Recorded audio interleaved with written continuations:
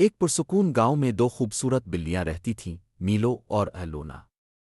एक दिन शदीद बारिश हुई, लोना बीमार हो गई। मीलो इसे बचाने के लिए हर मुमकिन कोशिश करता रहा। वक्त गुजरता गया मगर मीलो ने अपना वदा नहीं भूला। वो हर दिन इस जगह आता जहां वो दोनों बैठा करते थे। एक दिन जब मौसम बहार आया, मीलो को एक छोटी सी आवारा बली मिली जो लोना जैसी लगती थी। मीलो ने इसे आगोश में लिया।